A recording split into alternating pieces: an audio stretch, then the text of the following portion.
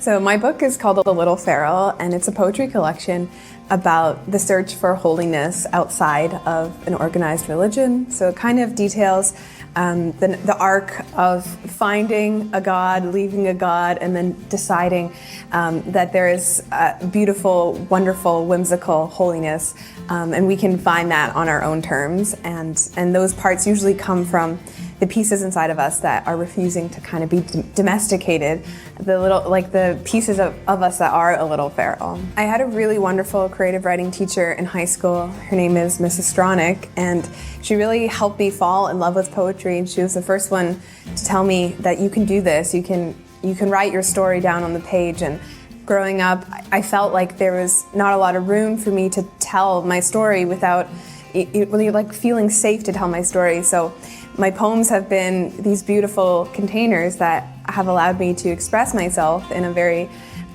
beautiful and also safe way. I hope that it feels more kind of like a call to awaken something inside of themselves that's maybe scary and maybe feels like they're trembling when they discover it, but it's a call to answer to that truth of themselves, even if it's a little messy or even if it's a little wild and it's not tamed. Everybody, welcome back to Living the Next Chapter, the author podcast, where we get to meet amazing people from around the world. And I don't have to travel too far today, which is great. Here's what happened. I was on my phone, and I just flip over on my phone, and they get little news updates and stuff. And I see this CBC story about an author and a new book and all these things. And I'm like, hang on, I want to talk to this person. And in a matter of a few days, they're here. This is the coolest thing ever. I love this. And Maria's here. We're going to talk about her book and lots of great stuff that's happening. I'm just thrilled. I've been doing my homework. I think I'm ready, but I'm sure we're going to have an amazing conversation. Maria, welcome to Living the Next Chapter, my fellow Canadian. It's great to have time with you. Thank you so much for having me. I'm so excited to chat about my book and being an author and hopefully inspire some folks who are on that sort of same journey and just have a good time chatting. So thank you. Again, to see you on that news story, I'm just I got to talk to you. I got to spend some time with you. Is it thrilling to have that kind of support kind of come your way from that article, and you're on the radio for this as well? How does that feel for you as an author to have that support? Yeah, it's very exciting. It was a little unexpected. So, when it happened, I think I got the email, and then it was maybe the next day, I already had to be in the studio. So I had no time to really get nervous or no time to prepare. It was just go. And we went early in the morning and recorded the interview. And it was, I was very excited going into it, but sitting in the chair with Craig Norris, I did have a feeling almost like I was naked. I felt this was live. What if I said something awful, I think we all have that feeling before we go on stage or something. It was beautiful. It turned out fine. I did not say anything awful. But yeah, so very thrilled, but also just it's always nerve-wracking, putting yourself out there and having people either accept you or not accept you. And thankfully the reception has been really lovely so far. But yeah, just very mixed emotions, I think. That's amazing. Okay, so tell us a little bit about your writing journey. Have you been writing for a long time? Fill us in a little bit more about what you've been doing in your past. So I think writing really came alive for me in high school. I had written poetry and other little short stories earlier, but in high school I had a creative writing teacher. Her name was Mrs. Stronach, and she really helped me see that writing could be something that you do for pleasure, not just for an assignment that you need to hand in. And I remember one time there was an assignment for poetry, and she sent me the most lovely email of just encouragement that, there was something to my writing and that I should pursue this. She even invited me to submit to this competition where other high school writing students were submitting their work. And so I would say that's when I realized, wow, you can kind of do this for a hobby. You can do it for joy beyond what you have to do in high school. But it wasn't until So I went to accounting school after high school. I became an accountant because I didn't realize, no one ever told me like writing could be something you do for a job as well. That was a whole nother thing I had to learn on my own. But throughout that time in accounting school and working afterwards, the poetry never left my side. And I feel like it was always my companion, like through some hard times in my life in that time period.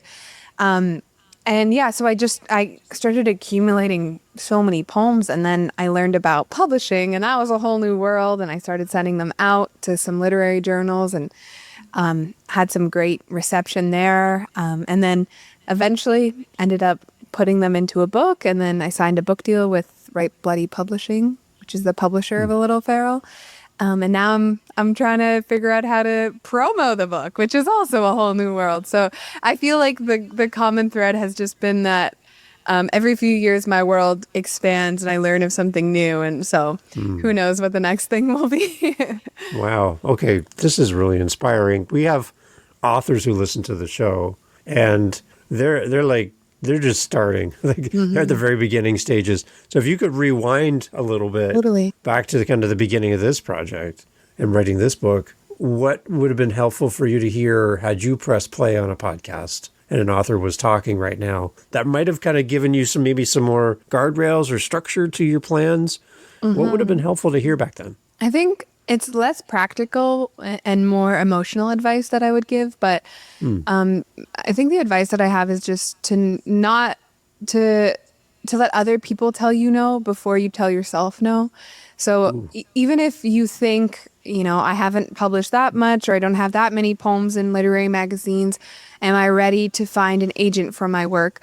Like nobody's going to say yes to something that hasn't been submitted. So submit anyways, and keep sending your work out there. Like the more rejections you get, the more proof you have that you are in the game. And in many ways, publishing is kind of just like pressing a bunch of buttons until one of them is green.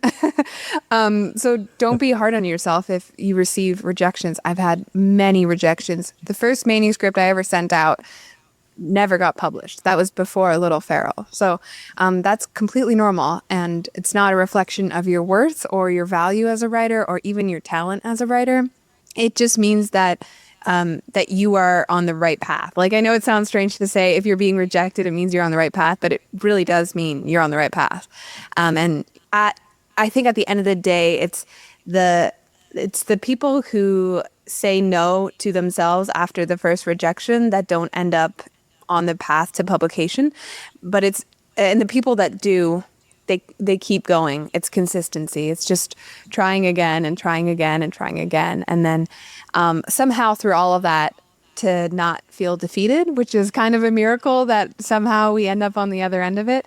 And to that, I would say, find people who are doing the same thing as you and lean on them. Like, we need each other now more than ever. My poetry friends get it, and so if you receive a rejection that really hurts, having people to lean on is crucial. That's, I think, what keeps us going at the end of the day, like that momentum.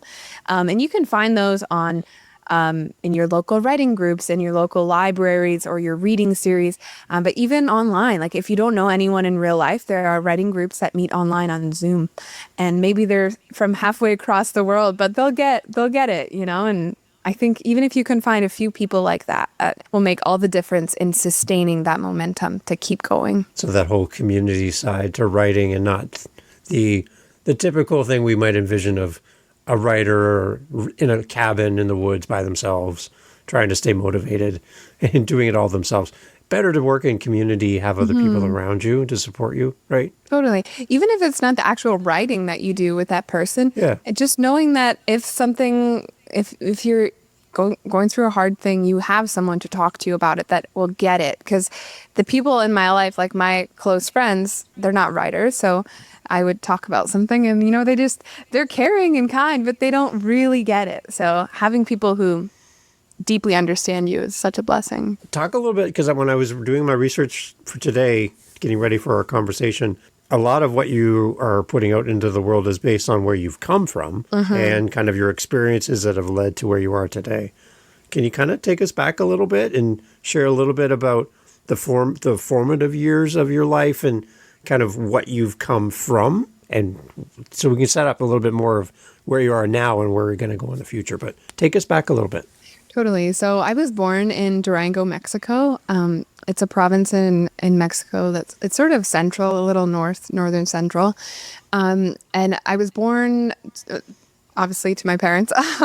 But both of my parents, their grandparents immigrated to Mexico from Manitoba. So they were a part of a big group of Russian Mennonites that originally came over in the late 1800s to Ontario, Manitoba, Alberta, and some even went to Paraguay. And then eventually in the 20s, they moved to Mexico. A group of them did, for religious reasons. And so that's where my family grew up. And it's where my parents had me and my 4 siblings.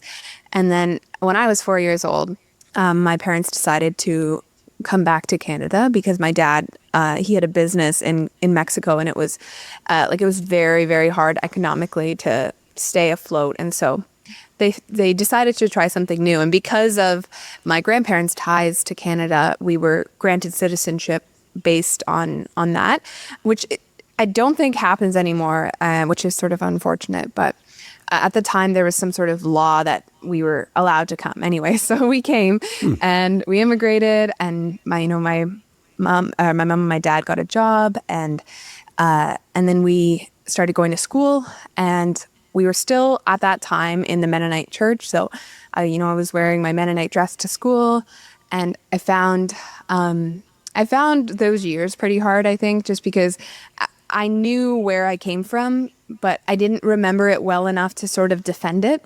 So I found myself like being really embarrassed that I was a Mennonite because I looked different, and the food that I brought to school in my lunchbox was very different from a peanut butter and jelly sandwich.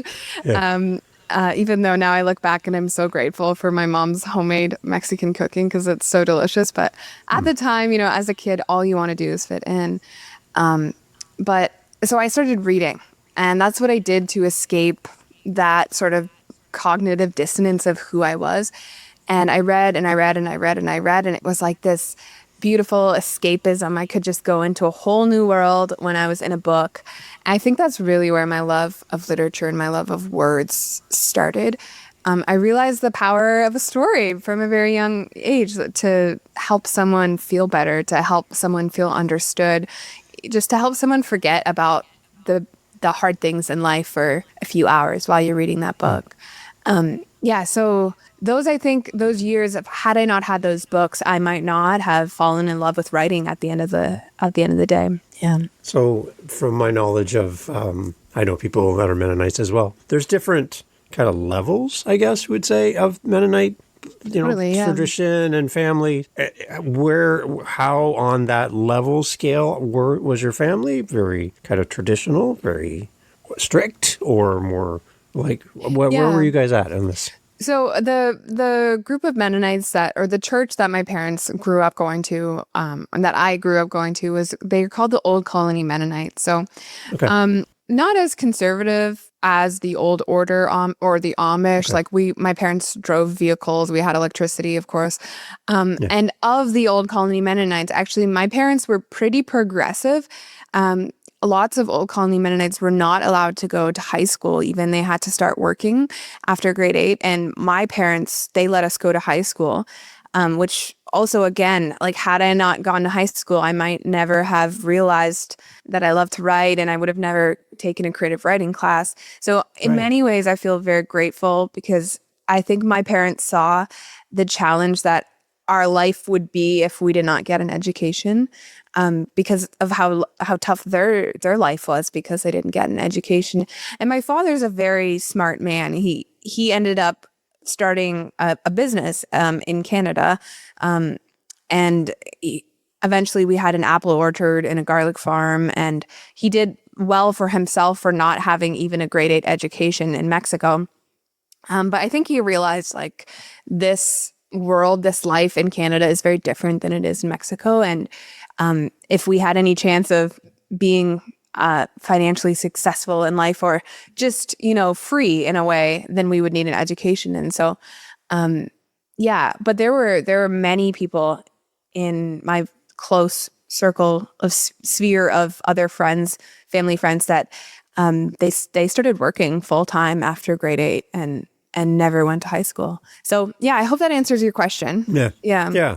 The one thing too, you talked about always wanting to fit in at school, right? And with your peers, and how you felt you kind of stood out. You're different from everyone else in their food and how you dressed, right? How did that kind of develop through your teen years and growing up and stuff? How did you find your way? Because I know that's a big part of your story. Yeah. You're kind of born into this family, you're born into this, community, but you're still trying to find your own individual path in life, right? So how do you balance those two things? Yeah, that's such a good question. I think when I was 17, I dyed my hair black. Here we go. It was my first act of rebellion against my parents. But no, honestly, I mean, I moved out of my parents' house super young. I think I was 17 when I moved out. So that those expressive years of maybe 17 to 21 or so, I definitely went through that sort of rebellious phase of wanting everything that I had learned, I steered against and moved away from. And I actually think writing A Little Feral helped me reconnect with some of the roots of who I am that I missed in that process. Like, it's almost like a pendulum, right? You're all the way on the left and you swing all the way to the right, and then you realize, maybe it wasn't so bad in the middle. Right. So yeah, I went through a lot of just like experimenting that I think what other folks maybe would have done in their at 14, 15 with getting their ears pierced. And that just came a little bit later for me. And then, as I came out of that sort of teenage rebellious phase, I realized there were lots of things that I missed about even the church. Like I loved the feeling of being in a church where everyone was singing together and almost like those feelings of holiness that come with or reverence maybe is the right word. But I realized in the last couple of years that those feelings, you can find them if you look for them. And that it's almost at the tip of our fingers if we are observant enough. And as a poet, our number one job is to observe the world and to write it down. And I remember on a very early trip that I went to by myself to Costa Rica, I was in the ocean and I was by myself. It was like 7 a.m. and I felt the same feeling in the ocean that I did back in the day in church. And then it kind of clicked. I was like, oh, this may be like the magic that I've been looking for doesn't have to go away. And that feeling of holiness I can find in other places outside of an organized religion. And that feels really good for me, I think, because I think it's easy in circumstances like this to throw the baby out with the bathwater and to say that everything growing up was wrong and wasn't what I want to do anymore. But I think that's not honest and it's not a true reflection of what my experience was. Yeah. So a big change then for you. You said you have siblings. Was this something that was more your journey, or did it kind of trickle down into your family and your other siblings as well? Was everyone kind of wrestling with a sense of community and their own identity? Yeah. I think in their own ways, my siblings did. Yeah. My older sister, I think, went her own way. My younger sister, I think, is still in that sort of like questioning period. And then my older brother as well has found his own way in the world. And so yeah, in many ways, my journey is not unique at all. In fact, like there are many, many folks that I grew up with in the church who are now on their own journey and their own path outside of the church. I guess there's a bit of a stigma because I'm talking about it, right? Yeah. I would say I'm not the only one, by not even close. Yeah. The one thing, I guess, from an outside perspective, when I think about the Mennonite community, it does seem a little bit closed off from outside influences, from the world having an impact on people, and very traditional, very structured, Everyone knows their place, and everyone kind of follows the same agreed upon path. Everybody's kind of going in the same direction, right? And then when somebody's like steps out of that, it draws attention, I would believe, within the community too then, right? So are you wrestling not only with your identity within your family, but also within your community as well, as you kind of wrestle with all this? Yeah. I think more so when I first started writing publicly than now. I think maybe the shock value has worn off a little bit, but I think it's always disguised. Like, folks will talk about they're praying for me, and it's like it's judgment disguised as care. Wow. So, That's good. and that's fine. I mean, I have done that to other people. I have told someone I would be praying for them when I deemed that they were living a sinful lifestyle, even though who am I to say, right?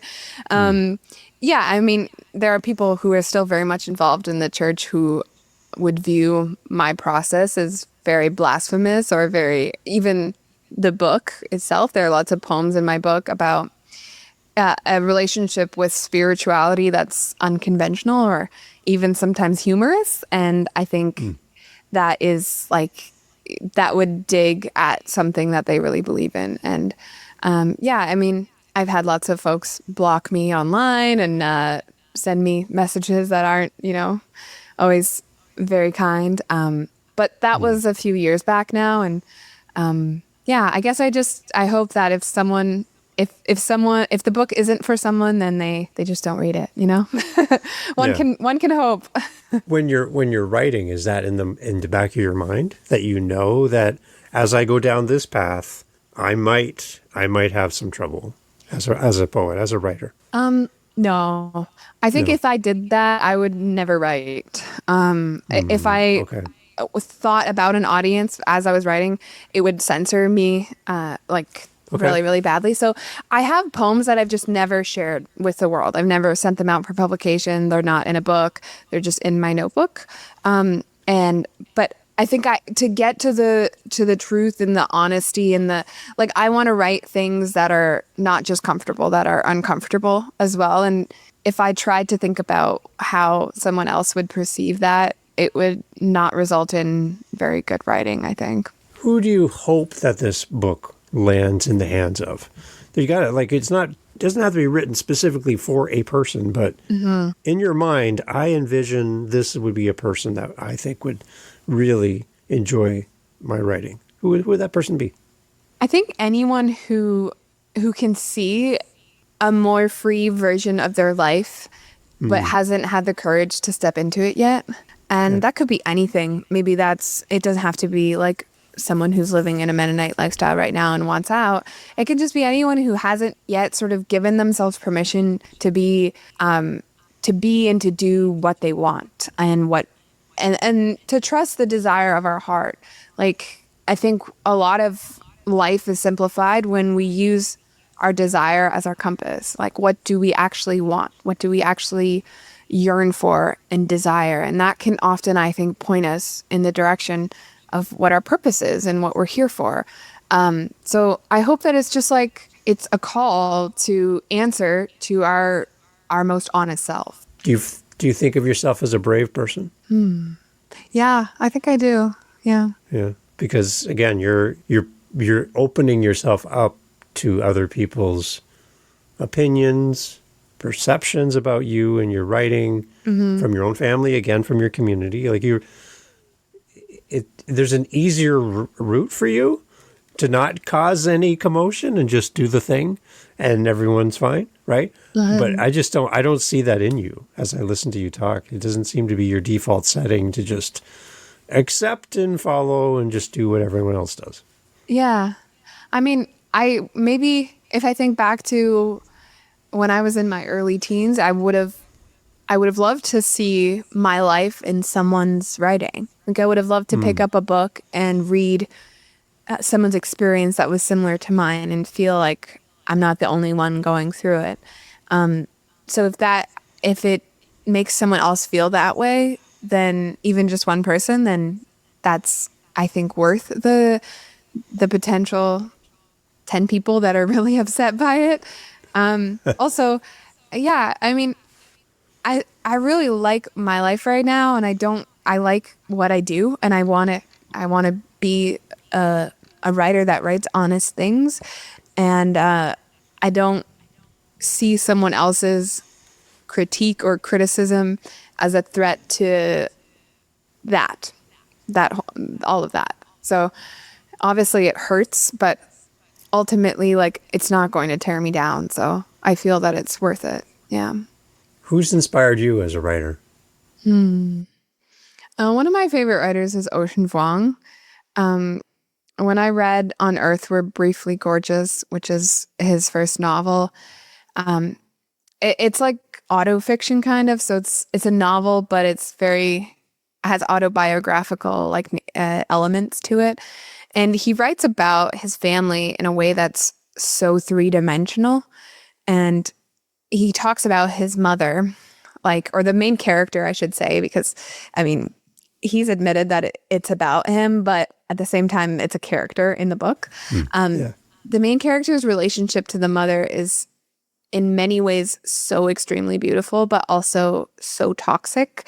And Ocean Vuong, like, very generously writes that relationship so that the mom in the book is not just this villain that's so awful, but also like there are really beautiful moments in the book. And I kind of wanted to do that in A Little Feral and in my future work as well. Like there's been a lot of tension between my father and I growing up.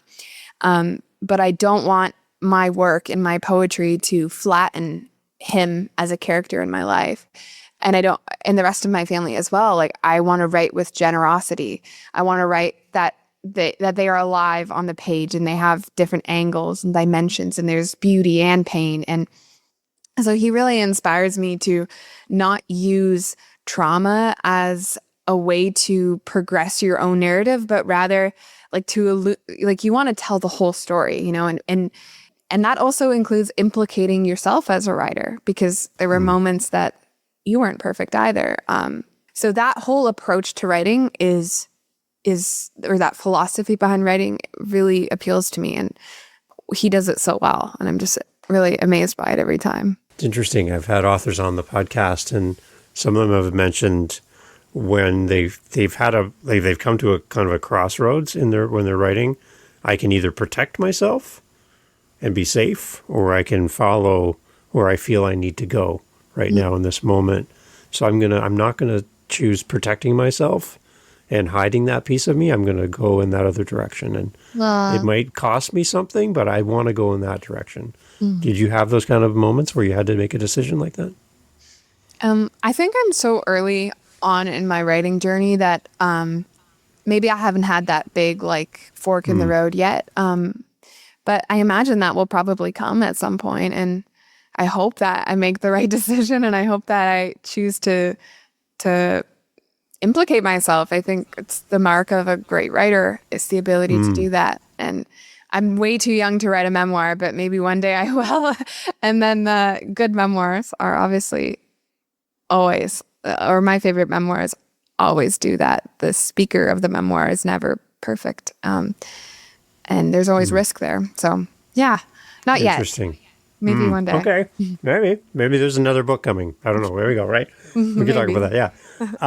So again, for the audience then as well, as they get a copy of your book and they're set to read it, I just imagine you kind of walking into like a coffee shop somewhere, somebody's sitting over on the side and they have their coffee and they're sitting at a table. Your book is sitting right there in front of them. And you're like, oh my gosh, there's my book. This person has my book. You walk over to the table and you introduce yourself and you acknowledge the book on the table. What do you say to that person in that moment? What's your hope for them as they have your book right in front of them? Like, what a cool moment. What would you say to them? Oh, wow. I have a bit of social anxiety, so I imagine it would take me like a few minutes to work up the courage to go talk to them. I would, I think my hope for them and what I would say is like, I hope that this book feels like a nudge or a gentle, like, knocking on the door of of something that feels like more true to you than what you experienced before. Some of the poems in my book are uncomfortable, I would say, to them, but also like stick through it because, it's even though it's poetry, there's an arc to it, and there's a redemptive arc near the end of the book. And I would just tell them to be careful with it because it's pretty tender. Yeah, that's a cool idea to think about, though. Right? Yeah, I just picture it in my head. I'm like, maybe we just talk about it, and more likely it's going to happen. So that's what I'm hoping for you. You said in your interview for the CBC you felt like exposed in that time, talking live, and you're like anything could happen. How as a writer do you approach your writing? Do you like to kind of be in a feeling like that as an author, where you don't really know what's happening next, and you're kind of just following it, and it's exciting in the moment, or is it very thoughtful, plotted out, planned, controlled? Not planned at all. No, I have a very hard time planning what I'm going to write about, or like having a theme in mind, and then writing towards that theme. I do a lot better just to sort of see what the poem wants to say that day and hope that at the end of the day it's going to be a poem that it was hard when I was putting together the collection because like we had agreed on and we thought about the plan and the theme of the book, and there were a few spots, most of the poems that already fit and we had them all in place, but there were a few like holes in the book that we needed to fill, and I had a really hard time writing with like that in mind. Like, I need to write this specific poem that's going to fit in this part of the manuscript. So it's very intuitive for me when I start writing on the page. It's just, I don't know where it's going to go until it kind of goes that way. Unless it's like a story, like a narrative poem, then maybe I already know where the story is going to go. But the sort of like extra pieces of the poem, apart from the story, like the musings and the thoughts and the images, those very much come to me in the moment, and also sometimes don't come to me at all in the moment, and I am staring at a blank page for a while. But yeah. Interesting. For the reader, is there a treasure hiding in plain sight in this book that you can't wait for them to discover? You're like, oh, they're like they're in chapter 3, and you're like, oh, wait till you get to chapter 5. Oh my gosh. Like, is there something hiding there for us that we're going to just be like, I can't believe this is here? So I will say that maybe not so much for the poetry, but one of my favorite parts of the book is each section has an epigraph, and the epigraphs are really, really good. Like, I spent a lot of time picking them out, and they are the perfect, like, I'm calling them amuse-bouches before the section. It's like it's a one line from some of my favorite writers, and it's just like, it sets the scene, it sets the mood for the section. And yeah, I spent way too much time on them, but I love them so much. So if there's one from Brandi Carlile, and the epigraph is, when Dolly Parton prayed over me, I believed in God again. And it's near the end. And it just like that epigraph it's so good. Like, that quote is from Brandi Carlile is so amazing. And then there's one from Jane Hirshfield, which is another one of my favorite poets, and Virginia Woolf, a few other goodies. Yeah. So I would say those are like the little hidden things you might not know you're going to get when you read it, but they're really good. Yeah. See, I love that. That's a great answer. I like that a lot. That's going to make people lean in for sure. Talk a little bit about where people can connect with you around the book. I'm sure there's going to be people that are going to want to talk to you, invite you to come and do things, and again, keep promoting the book and promoting you as a writer. Where do we send people? And I have a question to kind of wrap up our conversation, but where would you like to send our listeners? Because I'm sure they want to talk to you. So I am really active on Instagram. My handle is @theguelphpoet, and I respond to DMs. So feel free to send me a DM. That's actually how we connected, which is awesome. It's crazy. But I do have a website. It's just my name, mariagiesbrecht.com. And yeah, I will be on book tour in starting next week. So I'm sure your audience is mainly Canadian, but if you have US folks, I'll be in Toronto. Why am I blanking? New York City, Minneapolis, Chicago, Seattle, and then up again to Canada, Victoria, BC, and Calgary. So I love meeting people in real life. I think it's the best thing in the world. And if anyone's listening, I would love to see you there. Does that sound weird to say that out loud? All those places that you're going to be because of a book? Yeah, it's unreal. I need to pack. Okay. So my podcast is called Living the Next Chapter. So my question's kind of embedded in the name of the show for you as a writer. I know we want to celebrate and honor this amazing work you've done. But as well, I selfishly want more time with you in the future. So how are you living your next chapter in this promotion time? Are you continuing to write or new projects down the road? Can you give our readers a sense of what's coming next for you? Totally. So I'm working on another poetry collection at the moment, and it's all about the labor of women and the labor that transforms us as women, the labor that sustains us, the labor that crushes us. I grew up, like I said, working in the fields, like with my dad and my siblings. So all I knew growing up was working. So I really want to talk about that, especially when it comes to like working as a writer now. Like those are two very different things. And I think folks who are working class will very much appreciate that they're like working class poems. And then I'm also very, very in early stages working on a short story collection. So maybe that will be my fiction debut. We shall see. All right. Well, keep us in mind because I'd love to have you back and have the audience reconnect with you as well and cheer you on. Thank you. I'm thrilled. So leave us with this to the reader, your closing thoughts for them as they read your book.